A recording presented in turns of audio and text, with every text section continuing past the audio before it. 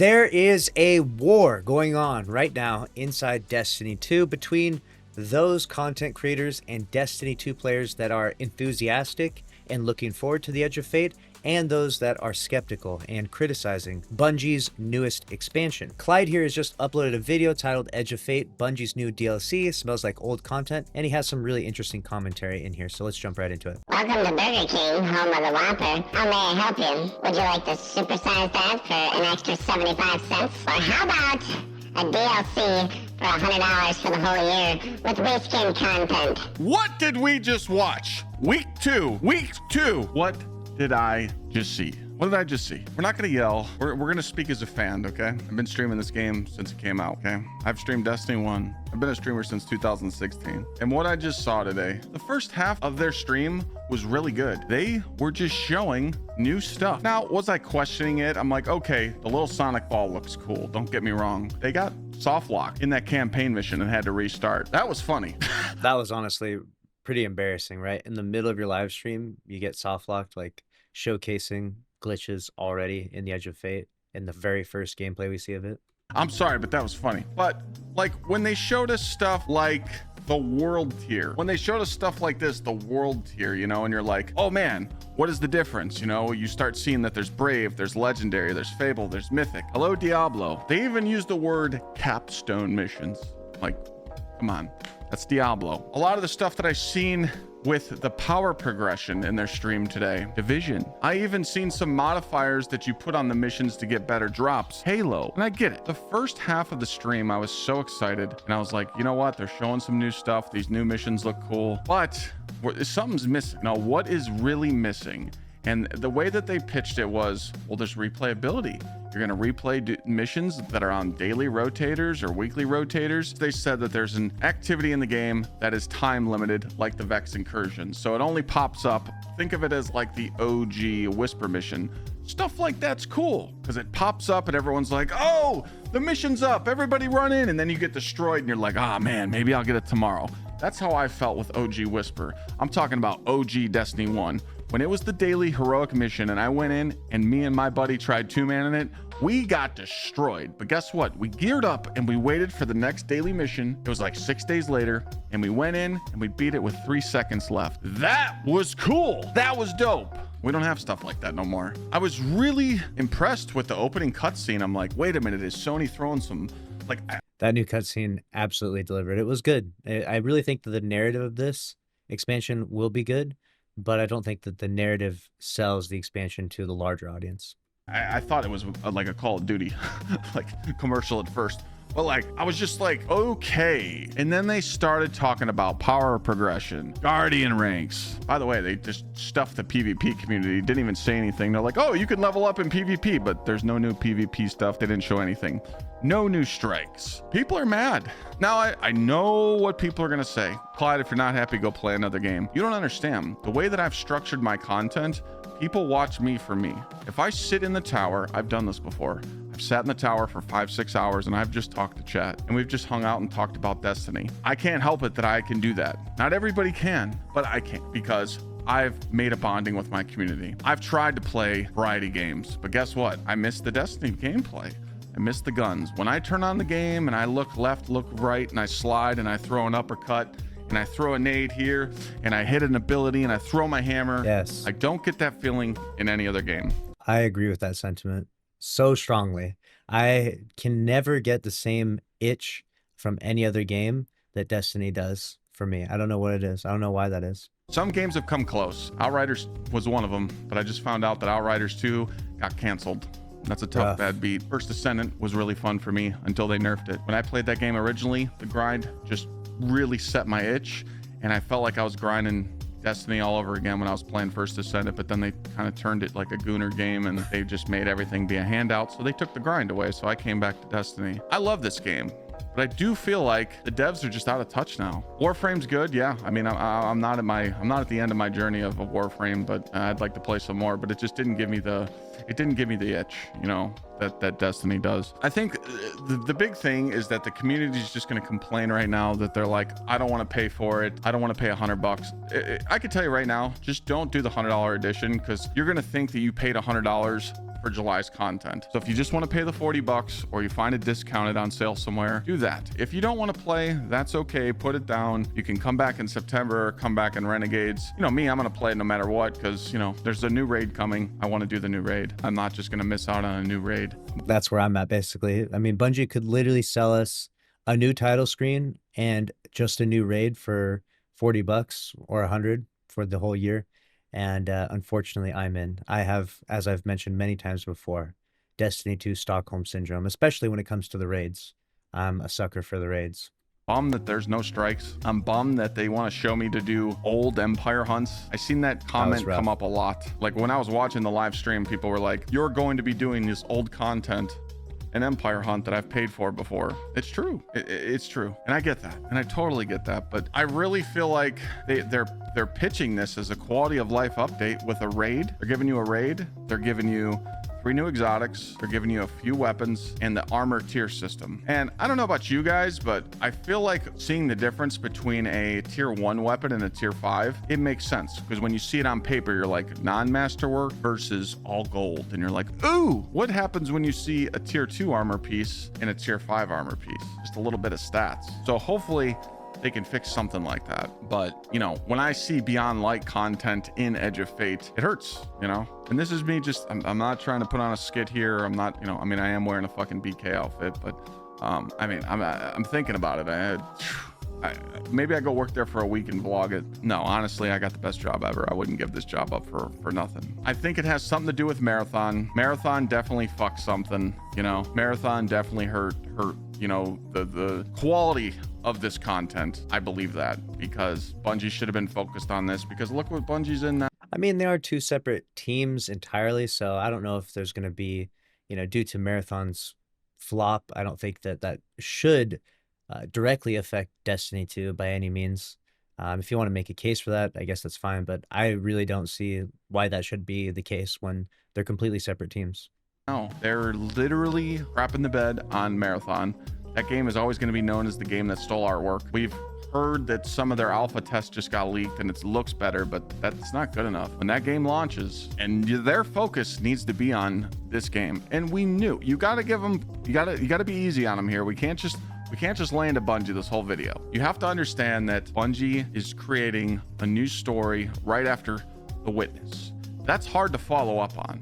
You can't just end the Light and Dark saga and turn it into the next banger. Most games and most movies can't do that. You know, it's like there's a big cliffhanger, or a big story ends in a movie and then they try and make a sequel. Some of it just doesn't work. It happens. Well, while that is true that the sequels can often suck, there are also several instances of good sequels doing extremely well, especially when you think about the Light and Darkness saga was meant to have a climactic ending.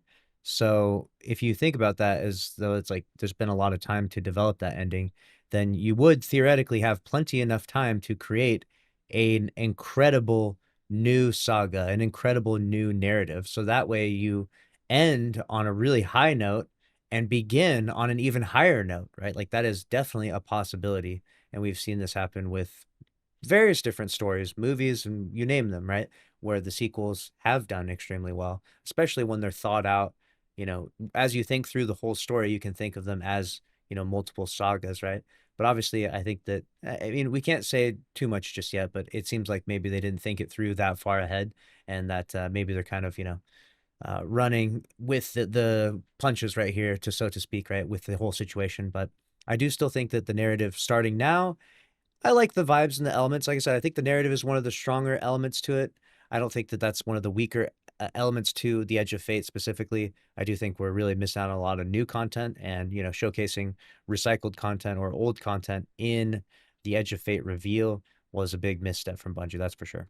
But this choice that they're doing is just, hey, we want to give you replayability. Well, we want to give you mindless grind, and that's okay. I totally understand that you want to give us the mindless grind and replay missions and grind better loot, but seeing this world tier stuff, seeing replay missions that they showed today, seeing some of the raid info, I think the raid info is good. They said that once you beat the legendary campaign, you're raid ready, so stuff like that's good. But I was just hoping for more, because that's the kind of fan I am to this game. I always want more. No matter what Bungie gives us, I always want more. And Well, I do think it's fair to always want more, and it might be a criticism of yourself when you're like, "Oh, I wanted more, and maybe I worked myself up too much." But I think that it's a fair criticism whether you're a huge fan of the game or a casual fan of the game.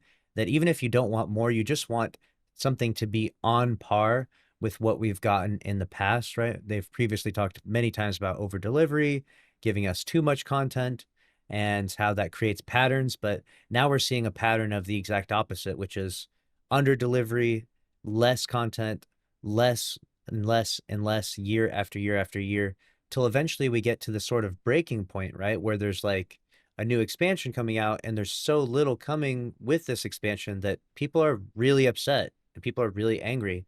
And their frustration isn't misguided. It isn't just, meaningless rage. It's coming from a place rooted in perfectly logical criticism, like why are we getting such little content, such small amount of new experiences with the Edge of Fate? Why is there so much recycled stuff, right? That is a very fair criticism. And people will criticize it with comments on YouTube and comments on Twitter, Reddit, wherever social media exists, right? They're going to give their opinions, but they will also give their opinions by their lack of opening their wallets and paying for this stuff, right? That's why pre-orders have been down very low for the Edge of Fate. As much as I don't want this, I'm a Destiny 2 content creator. I'm not trying to watch the game die. If the game dies, me and Clyde are going to be putting the fries in the bag at Burger King, right? So I'm not trying to make this game die, but I also can't be so disingenuous that I would say, man, the Edge of Fate is it, man. It's going to be better than the final shape. I think that's would be very disingenuous. And I think that content creators that are doing that, while they may just be misguided or they may just genuinely believe that it's like this is the next big thing, I think that their opinions are holding us back a little bit. We should really be concise, and we should really be unified in our message to Bungie, like, hey, this is not how we're going to do things going forward, because if we are very clear about that, that will really alert Bungie. They'll wake up and be like, okay, we're not doing that again. We realize we set the bar as low as it will ever go with the Edge of Fate, and we apologize, and we're not putting the bar that low again ever. And that's what we want. That's really what we're advocating for here. And it's not that we're not going to play the Edge of Fate as content creators, as diehard Destiny fans, but we really just want to send a powerful message to Bungie. You're setting the bar way too low here, guys. No new strikes. What the hell are we doing here?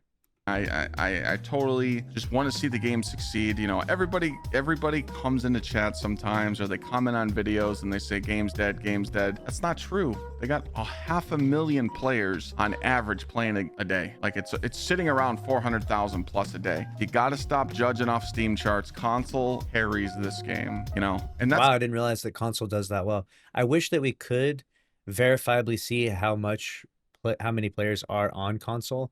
I'm not sure where he pulls those numbers from. He said about 500,000, 400,000. So imagine 400,000 between Xbox and PlayStation, which is an incredible amount. I mean, clearly the console community is carrying, because right now on Steam, it's like abysmal. a lot of people to play a game daily on a 11-year-old game. My message to people is there's a lot of change coming in Edge of Fate. Some stuff you might not like, or like. Maybe you'll like the raid, maybe you'll play it, maybe you'll put it down. It's okay to take a break. I enjoy making content for this game. Until they shut the servers off, I'll always make content for this game because people like watching me play it.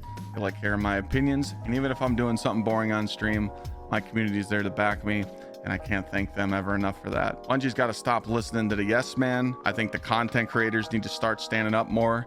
They need to start letting their voices be heard. You can't just be a yes man. You don't need Bungie to just shake your hand every day. Trust me, I've been around for a long time. It's okay to speak up against them. They don't care. If you don't like something, you need to voice your opinion. If it's laziness, you should tell them. If it's dog shit expansions, you should tell them. They say they're listening. We don't see it. Can't wait for Edge of Fate. I hope we're ready for all the power that we're going to be getting. Some of the new stuff looks good. I hope the raid's a banger. Kind of sad there's no new strikes. Hopefully the seasonal activities are cool. I guess we'll find out in 2 weeks. If not, yeah, we'll make a vlog and I'll go work at BK for a week. The comments on this video tell a pretty crazy story here. We got Scarrow is the biggest yes man I've seen.